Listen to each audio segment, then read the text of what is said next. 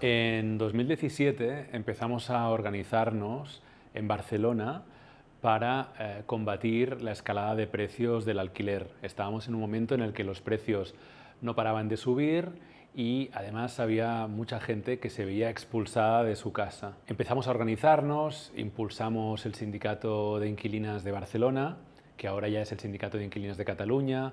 Luego lo hicimos al mismo tiempo prácticamente en Madrid. Y fue a través de la propia práctica de organizarse que vimos que había una serie de interrogantes que nadie estaba sabiendo responder. Es decir, por ejemplo, ¿cuántas personas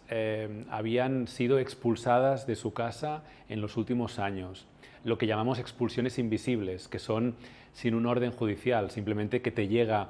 un correo a casa que te dice que te tienes que ir porque se terminó el contrato y te terminas yendo. Queríamos saber también cuánta gente había sufrido subidas de precio del alquiler. Queríamos saber también qué tipo de situación,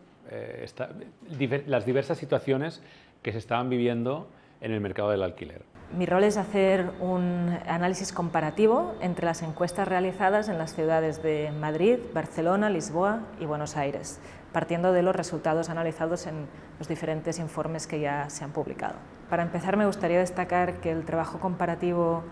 es muy rico porque nos permite salir de los casos concretos y ver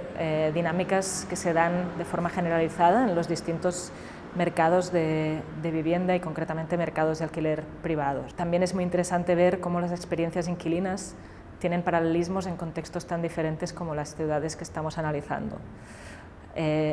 Hacer esta comparativa es un reto porque cada encuesta inquilina,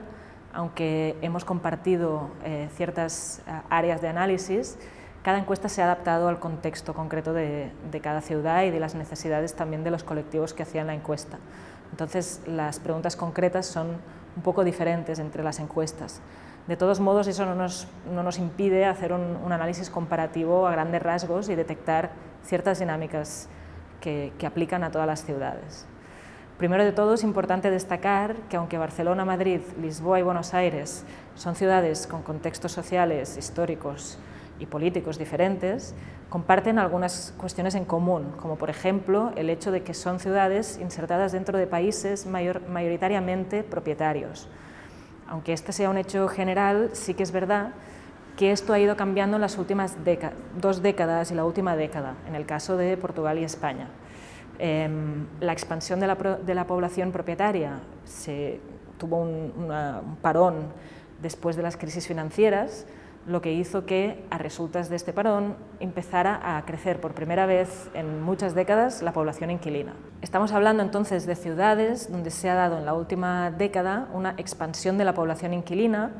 que es nueva en el último medio siglo, ¿no?, de estas ciudades, pero lo importante es tener en cuenta que esta expansión de la población inquilina se da en un contexto en el que los inquilinos tienen muy pocos derechos y están desprotegidos. También es curioso ver cómo en estas ciudades los procesos de desprotección de los inquilinos fueron también muy parecidos. Durante las décadas de los 70, 80 y 90 se fueron erosionando los derechos de los inquilinos y las protecciones que tenían dentro de los mercados de alquiler, como por ejemplo la renovación forzosa de los contratos o la congelación de las rentas. Entonces estamos hablando de que una creciente población inquilina, que además no dejará de serlo, los datos de las encuestas nos confirman que la mayoría de los inquilinos no heredarán propiedades ni tendrán acceso a una propiedad en compra, estos inquilinos se encuentran en una situación de desprotección en el mercado liberalizado. ¿Qué quiere decir? Que hay muy pocos inquilinos con rentas sociales o rentas protegidas. Además, delante de esta desprotección, muchos inquilinos se ven forzados también a salir incluso del mercado formal y a tener relaciones informales de alquiler con los propietarios, es decir, que no tienen ni contrato de alquiler ni ningún tipo de contrato de habitación que les garantice unos mínimos derechos. Aún así, tanto los inquilinos que están en el mercado liberalizado con contrato de alquiler como los inquilinos que están en el mercado sumergido e informal tienen varios problemas, ¿no?, residenciales. Principalmente están sujetos a una alta y elevada inseguridad residencial. La encuesta inquilina consiste en que las personas afectadas por el problema del alquiler, que se están organizando también, ¿no? Que están haciendo activismo, que están luchando para cambiar la situación, también investigan para llegar a las causas del problema y a las posibles soluciones. Decimos investigación militante porque la persona afectada por el problema, que también se organiza, por lo tanto es activista, también es investigadora. De alguna manera, la figura investigadora,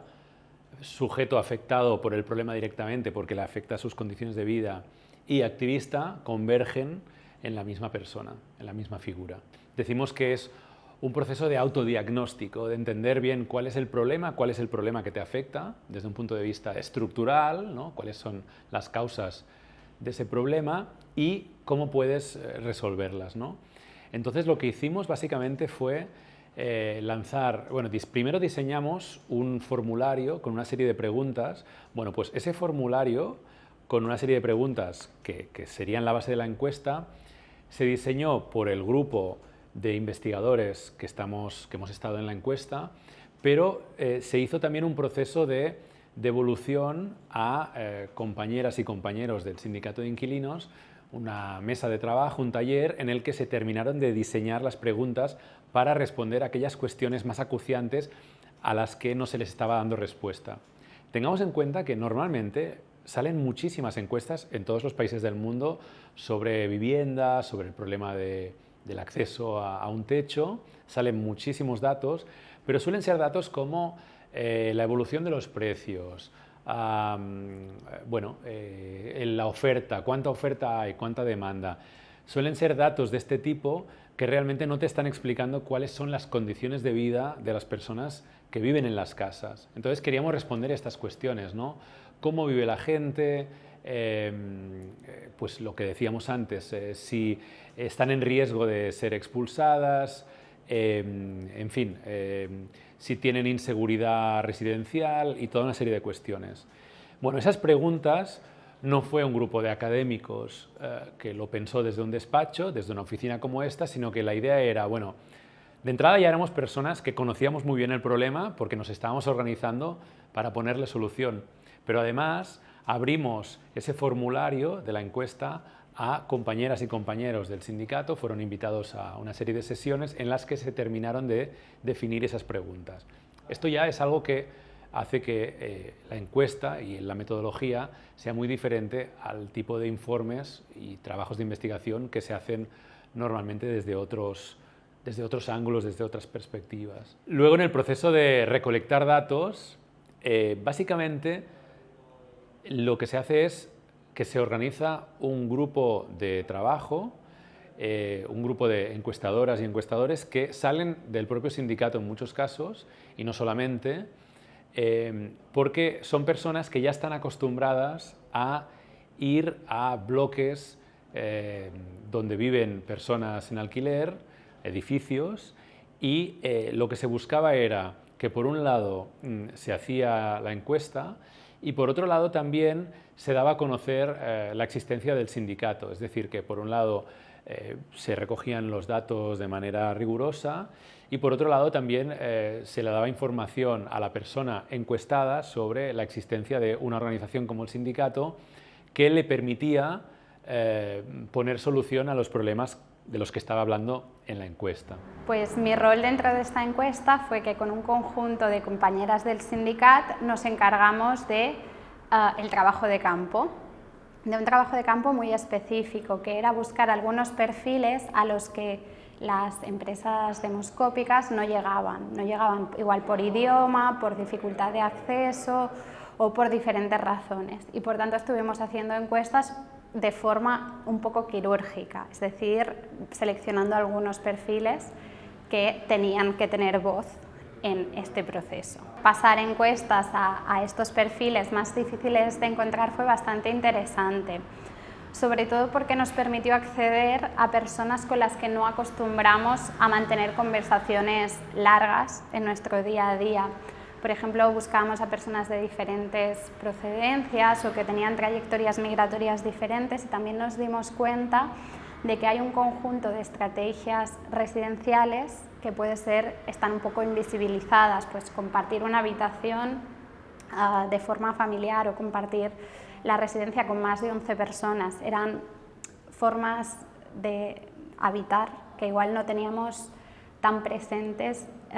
en nuestro día a día y que también ponen de relieve la urgencia del problema de la vivienda. Y también ver cómo las personas, por ejemplo, que venían ya a las asambleas, también les preguntábamos si querían participar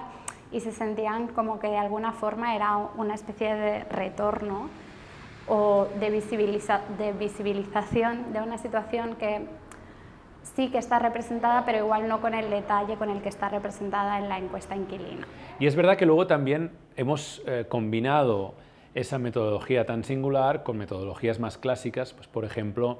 se lanzó una encuesta a través de una empresa demoscópica, es decir, hubo una empresa con la que nos aliamos para recolectar datos donde tuviéramos representada a toda la población. Hicimos un diseño de una muestra que básicamente nos decía pues, si teníamos que lograr tantas respuestas de tantas personas mayores de 65 años viviendo en estas condiciones, etcétera, etcétera. Bien, pues a partir de esa muestra, con la empresa demoscópica nos organizamos para llegar a todos los segmentos poblacionales, porque lo que queríamos era que fuera una muestra representativa que nos diera datos que luego fueran objetivos y que realmente nos dieran una radiografía, un diagnóstico lo más certero posible del sistema de vivienda y lo que está pasando en nuestras ciudades. Otro dato que nos demuestra que los inquilinos en las ciudades analizadas sufren de inseguridad residencial es el elevado estrés financiero y sobrecarga económica que tienen los inquilinos para llegar a pagar las rentas cada mes. Lo que vemos en las distintas ciudades es que cerca de un tercio de la población inquilino sufre de estrés financiero severo, es decir, que tienen que destinar más del 50% de sus ingresos al pago de las rentas cada mes.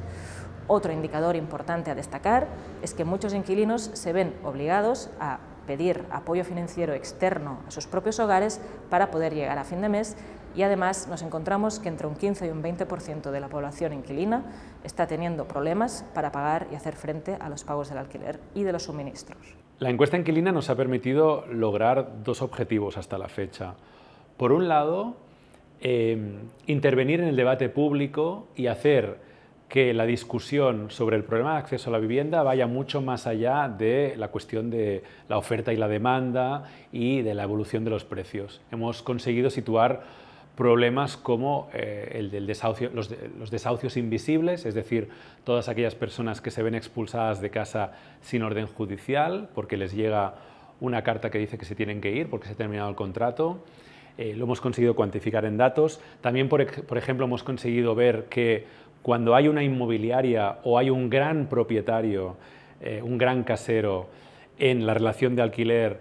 esa relación suele ser mucho peor, tiende a haber más abusos en esos casos. Es decir, hemos visto toda una serie de problemas, los hemos identificado, los hemos cuantificado y los hemos situado con bastante fuerza en el debate público. Por otro lado, la encuesta inquilina es una herramienta que ha permitido y permite a las organizaciones que luchan por el derecho a la vivienda, como los sindicatos de inquilinos, diagnosticar el problema, autodiagnosticar y ver de qué manera puede mejorar la organización para abordar los retos que se identifican a través de esa investigación militante. También una cosa que hicimos con las compañeras fue contactar con colectivos que ya se reúnen, pues, por ejemplo, para practicar catalán o para aprender catalán, con personas con trayectorias muy diferentes, y también fue interesante ligarlo a no solo pedirles que nos rellenaran la encuesta, sino ofrecerles un conjunto de estrategias sindicales para hacer frente a su situación, dar a conocer el sindicat, que supieran que pueden venir y participar si así lo desean, y generar un poco estos vínculos que van más allá de participar en lo que al fin y al cabo es una investigación y poder hacer algún tipo de evolución más social. Yo participo del sindicat de Llogateras, que es una organización que tiene 7 años de trayectoria, y yo llevo 4 años participando. La idea de crear el sindicat de Llogateras nace un poco de ver que la situación del alquiler es cada vez más asfixiante, que las personas que vivimos de alquiler no tenemos garantizados ningún tipo de derechos o muy poquitos derechos y que además es difícil oponerse a lo que te pide la propiedad en el momento en que te pide pues, que una subida de precio en tu contrato, te dice que no te va a renovar, porque al final se juega con una cosa que nos pone en una situación muy vulnerable, que es con nuestras casas. Entonces, delante de esta situación de indefensión individualizada, se ve la necesidad de unirnos, organizarnos y poder plantar cara a esta situación, y la única forma que se ve es a través de eso, del apoyo mutuo, de crecer, de organizarnos, aprender del resto de compañeras y tejer un conjunto de estrategias que permitan tensar esta balanza o este equilibrio de poderes. Por eso el sindicat, la base central son las asambleas, son asambleas de personas afectadas, personas que participan, todas al fin y al cabo vamos constituyendo el sindicat, cada una con los esfuerzos que puede poner en diferentes momentos de su vida,